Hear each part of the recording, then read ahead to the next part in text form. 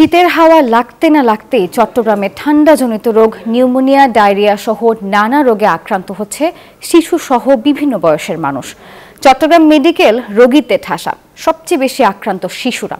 পরিষ্কার পরিচ্ছন্নতার পাশাপাশি মায়ের দুধ বাচ্চাদের সেবন করালে নিউমোনিয়া আক্রান্ত থেকে অন্তত শিশুরা রেহাই পাবে বললেন শিশু বিশেষজ্ঞরা। সিভিল সার্জন বলছেন, শীতকালীন রোগে আক্রান্ত রোগীদের বাঁচাতে সব ধরনের প্রস্তুতি রয়েছে তাদের।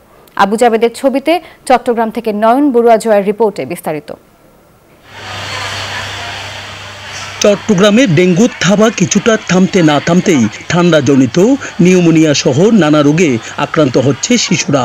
এমনকি 4 মাস বয়সী বলকালীর অন্তিকার শরীরেও নিউমোনিয়ার লক্ষণ ধরা পড়ায় ভর্তি করা হয়েছে চট্টগ্রাম মেডিকেলে। 5-6 দিন ধরে, কিন্তু কোনো মতে ভালো হচ্ছে না। ওরা বলতেছে আইসিইউর মধ্যে রাখতে হবে, কিন্তু টাকা পয়সার সমস্যার জন্য আইসিইউ রাখতে পারতেছে।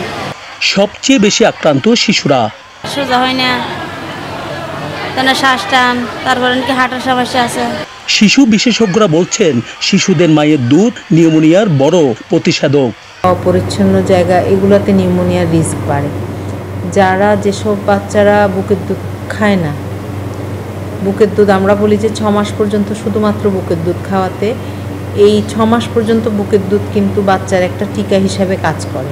বসুন্ধরা টিস্যুতে ছাড়ের ছড়াছড়ি। বসুন্ধরা টিস্যু নিয়ে এলো নিশ্চিত ছাড়। শীতের হাওয়া লাগতে না লাগতেই এইভাবে হাসপাতালে রোগীর চাপ বাড়ায় দুশ্চিন্তায় স্বাস্থ্য বিভাগ। তবে সিভিল সার্জন বলছেন, সব ধরনের প্রস্তুতি রয়েছে তাদের। প্রত্যেক স্বাস্থ্য কমপ্লেক্সে আমরা নির্দেশনা দিয়েছি যাতে প্রয়োজনীয় ওষুধপত্র রাখে, হাসপাতালগুলোতে অক্সিজেন সাপ্লাই ঠিকমতো রাখে এবং প্রয়োজনীয় ব্যবস্থা নেওয়ার জন্য আমরা প্রত্যেকটা উপস্বাস্থ্য কর্মকর্তাকে আমরা প্রয়োজনীয় নির্দেশনা দিয়ে দিয়েছি।